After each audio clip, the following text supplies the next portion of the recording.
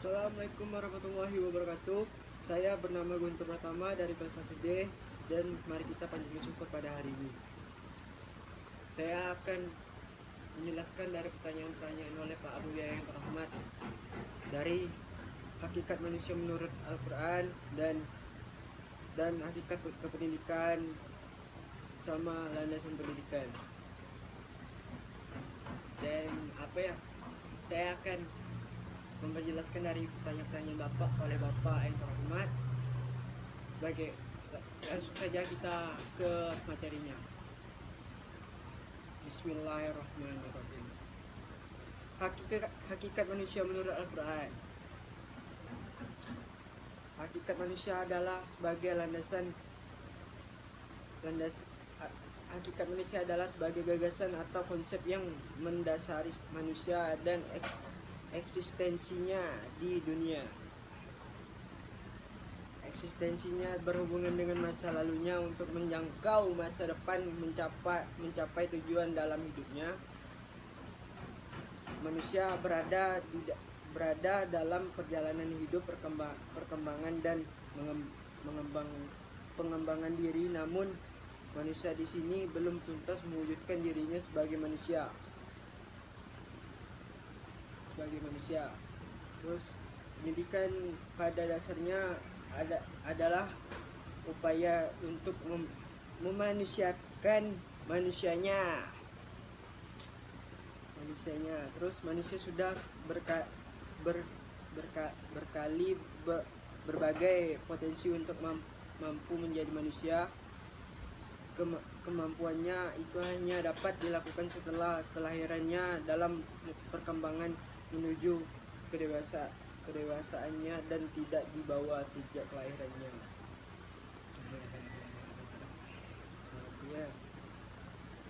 Pendidikan sebagai proses untuk mengubah sikap dan perilaku manusia. Manusia memiliki kesadaran dan penyadaran diri yang mampu membedakan dirinya dengan segala sesuatu yang ada di luar dirinya.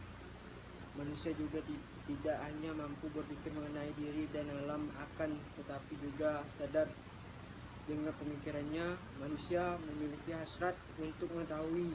Pendidikan juga berfungsi untuk menyadarkan manusia agar manusia mampu mengenal, melihat dan memahami realitas kehidupan yang ada di sekelilingnya. Manusia perlu mendidik diri karena manusia sebagai makhluk yang disebut animal adaptable.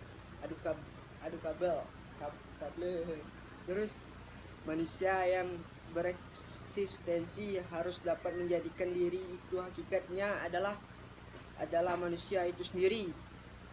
Jadi sebaik dan sekuat upaya pihak lain atau pendidik kepada peserta didik untuk membantunya menjadi manusia.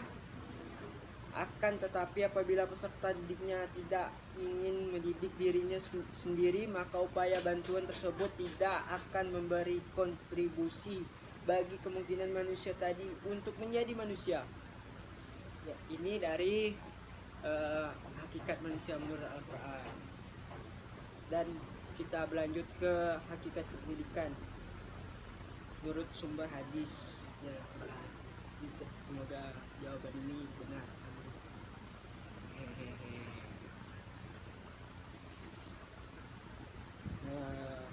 Hakikat pendidikan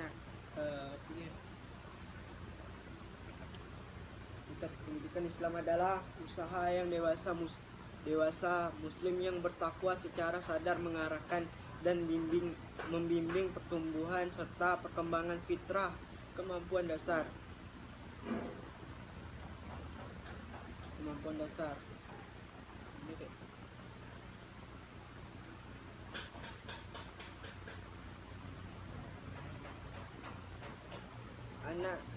Anak didik melalui ajaran Islam ke arah titik maksimal pertumbuhan dan perkembangannya.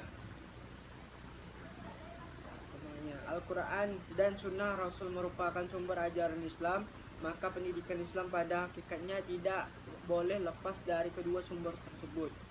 Dalam kedua sumber tersebut, pendidikan lebih dikenal dengan istilah-istilah yang dimengerti dimengertinya terkait dengan pendidikan, yaitu at-tarbiyah. Pendidikan atau at-tarbiyah menurut pandangan Islam adalah bagian dari tugas manusia sebagai khalifah Allah di bumi. Allah adalah Rabbnya al-alamin, juga Rabb al-nas. Tuhan adalah yang mendidik makhluk alamiah dan juga yang mendidik manusia. Sebagai khalifah Allah, manusia mendapat kuasa dan limpahan wewenang dari Allah untuk melaksanakan pendidikan terhadap alam seisinya dan manusia.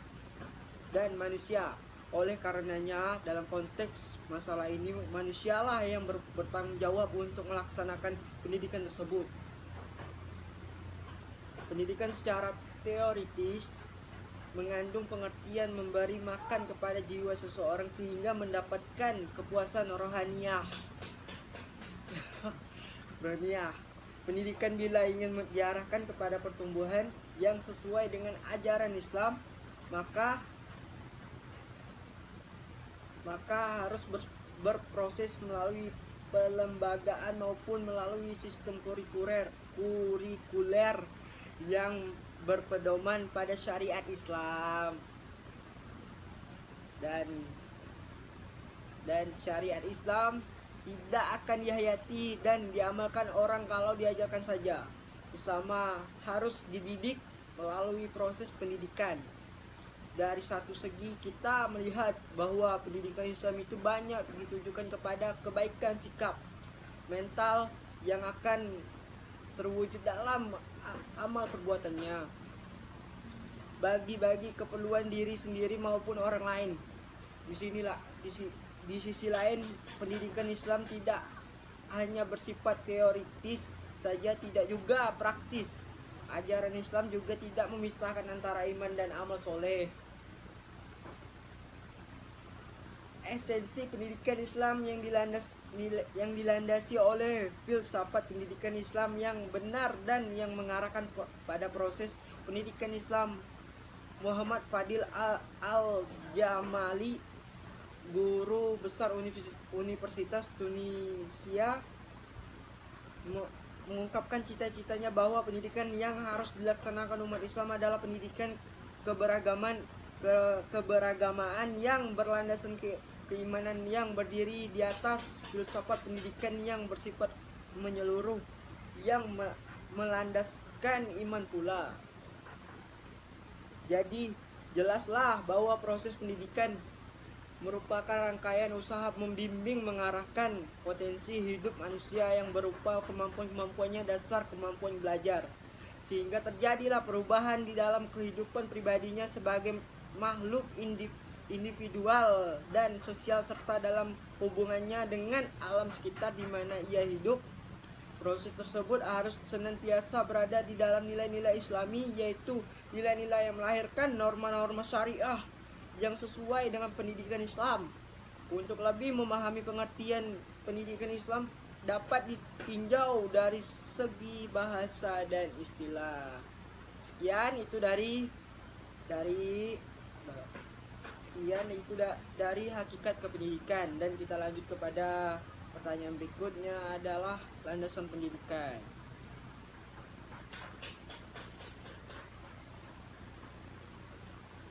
Landasan pendidikan bertolak dari sejumlah landasan serta mengindahan sejumlah asas-asas tertentu. Landasan dan asas tersebut sangat penting karena pendidikan merupakan pilar utama terhadap perkembangan manusia dan masyarakat bangsa tertentu. Beberapa landasan pendidikan tersebut adalah landasan filosofis, sosiologis, dan kultural yang sangat memegang peranan penting dalam menentukan tujuan pendidikan. Selanjutnya, landasan ilmiah dan teknologi akan mendorong pendidikan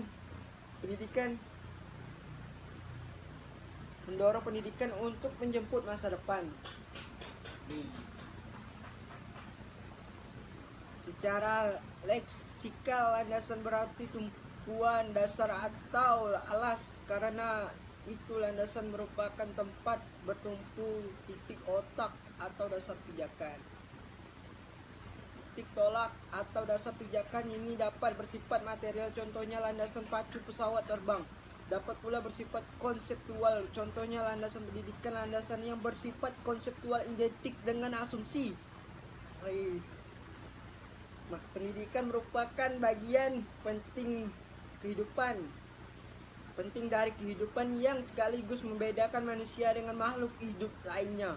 Hewan juga belajar, tetapi lebih ditentukan oleh instingnya, sedangkan manusia belajar berarti merupakan rangkaian kegiatan menuju pendewasaan guna menuju kehidupan yang lebih berarti.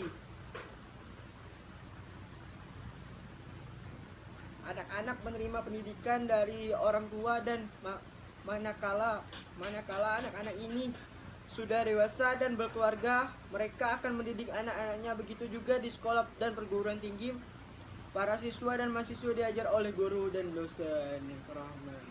Alhamdulillah, pertanyaan-pertanyaan oleh Pak Buya yang terhormat.